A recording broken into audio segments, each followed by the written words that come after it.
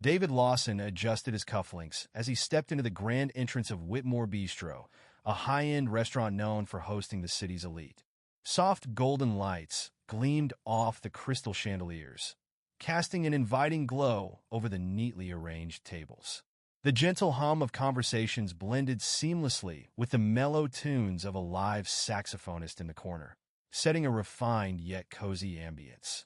As the head of city ethics and compliance, David had spent the entire morning buried in legal reports and heated discussions, handling departmental disputes and ensuring the integrity of public offices.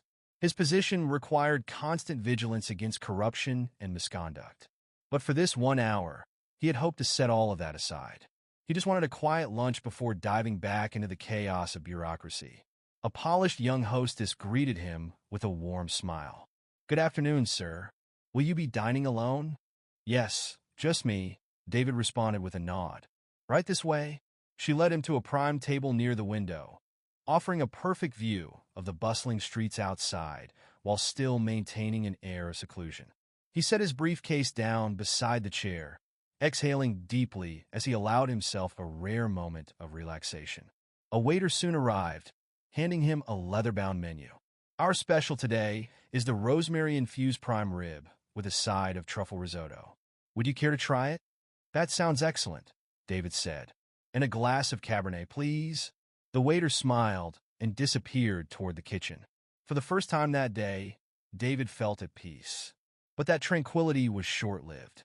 The restaurant door swung open with an abrupt force, causing the bell above it to jingle sharply.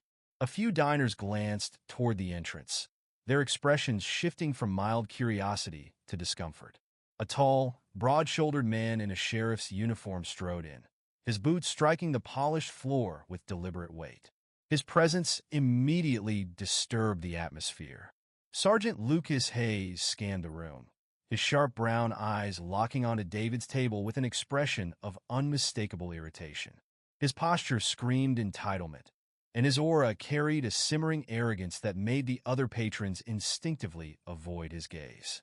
Hayes strode purposefully across the restaurant, stopping directly in front of David. Folding his arms across his chest, he loomed over the table. "You're sitting in my seat." David calmly looked up from his menu. "Excuse me?" Hayes sighed impatiently, his lip curling. "This is my table. I sit here every Wednesday." "Move." David, maintaining his composure, set down his water glass. "I was seated here by the staff. If there was a reservation, perhaps you should take it up with them." A muscle twitched in Hayes's jaw. He wasn't used to being questioned, especially not by someone outside his circle of influence. "I don't need to ask anyone. I always sit here. So, unless you want a problem, I suggest you get up." The quiet hum of the restaurant had died down. Several patrons had taken an interest in the exchange, their gazes darting nervously between the two men. David knew this wasn't just about a seat. It was a power play. He straightened in his chair, meeting Hayes' stare with unwavering confidence. "I'm afraid I won't be moving." Hayes' expression darkened. He leaned in slightly, his voice dropping to a low growl. "You think you could just sit here and defy me?" His lips twisted into a smirk. "I don't care about your title or whatever office you hide behind. You're just another nobody who doesn't know his place." David's fingers curled slightly around his glass. He had dealt with men like Hayes before, officers who wielded their authority like a personal weapon, using fear to manipulate those around them. He also knew that giving him would only embolden the sergeant further. "Your badge," David said coolly, "doesn't give you ownership over a table in a public restaurant, nor does it grant you the right to intimidate people into submission." Hayes' nostrils flared. He had been challenged, and he didn't like it. "You really don't get it, do you?" He chuckled darkly. "I run this town. People listen to me. And you," his gaze raked over David with thinly veiled contempt, "don't belong here." David let the words settle, reading between the lines. He recognized the coded hostility, the veiled threat meant to remind him of unspoken social hierarchies. But he had spent his career dismantling such power structures, and he wasn't about to back down now.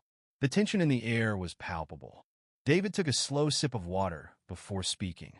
"Be careful with your words, Sergeant," he said evenly. "People are listening."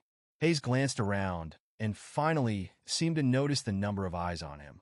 Some customers had discreetly lifted their phones, pretending to check messages, but clearly recording. His face tightened, but instead of backing off, he leaned in even closer. "You think these people will stop me?" He sneered. "You think a few videos mean anything? You're playing with fire." David held his gaze unshaken. "No, Sergeant. You are." Hayes's lips curled into a bitter smirk. "Let's see if you're still so confident when you realize how this city really works." Just then, the restaurant door swung open again. A young officer, badge pinned to his chest, stepped inside.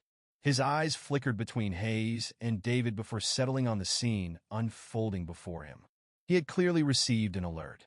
Officer Neil Carter approached cautiously, assessing the silent tension in the air. "Sergeant Hayes," Neil said carefully, his tone neutral but firm. "Is everything all right here?" Hayes stiffened, his expression unreadable. "Just having a conversation?" Neil's gaze shifted to David, then to the restaurant staff, who stood frozen behind the counter. He wasn't naive. Something was very wrong here. David didn't speak. He let the moment hang, waiting for Hayes's next move. Hayes exhaled sharply, then leaned in one final time. "You have no idea who you're messing with," he whispered. David met his glare head-on. "Neither do you." That was the breaking point. Hayes's hand shot toward his holster. A sharp gasp rippled through the restaurant. Chairs scraped against the floor as diners backed away, some ducking under tables, others rushing toward the exits. Neil's hand instinctively moved to his own weapon, but he didn't draw. David didn't move either. He had already anticipated this. And that's when the restaurant's speakers crackled to life. A deep, authoritative voice filled the space. "Lucas Hayes, stand down." A hush fell over the room. "This is Chief Alderman." Hayes's entire body stiffened. His fingers twitched over his holster, but he hesitated. "I have officers en route," the voice continued. "If you don't drop your weapon immediately, you won't just lose your job. You'll lose your freedom." A flicker of panic flashed in Hayes's eyes. He glanced around, realizing the walls were closing in. His jaw clenched. The weight of reality finally sank in. His hand slowly moved away from his holster. He lost. The tension in the room shattered as Neil quickly stepped forward, securing Hayes's weapon. "Smart choice," Neil muttered. David exhaled quietly. This battle was over. But he knew this war was far from finished. David Lawson exhaled slowly, his muscles unclenching slightly. But this wasn't over. The restaurant was deathly silent, the distant wail of sirens slicing through the air. Sergeant Lucas Hayes stood frozen, his face pale, his breathing uneven. His gun was gone. Officer Neil Carter had confiscated it, but the damage had already been done. Then the front doors swung open. Two uniformed officers entered, hands near their holsters, scanning the room. But the real force of authority walked in behind them. Chief Raymond Alderman. Alderman's presence alone commanded silence. His sharp gray eyes swept the restaurant before locking onto David. "Mr. Lawson," he said, his tone even but firm. "Are you all right?" David gave a small nod. "I'm fine." The chief's expression hardened as his gaze flicked to Hayes. "Sergeant Hayes," Alderman's voice was cold. "What the hell do you think you're doing?" Lucas hesitated, searching for an excuse, but there was none. He started, but Alderman silenced him with a single look. "Don't." A tense silence followed. Alderman turned back to David. "Tell me what happened." David's tone was calm but firm. He demanded I move, escalated to threats, then drew his weapon. Alderman's jaw tightened. He turned to Neil Carter. "That accurate?" Neil nodded. "Yes, sir. I called for backup when I saw him brandishing his weapon." Alderman's disappointment was evident, but not surprised. He turned back to Hayes. "Do you have any idea what you've just done?" Hayes said nothing. Alderman turned to his officers. "Sergeant Hayes is relieved of duty. Badge.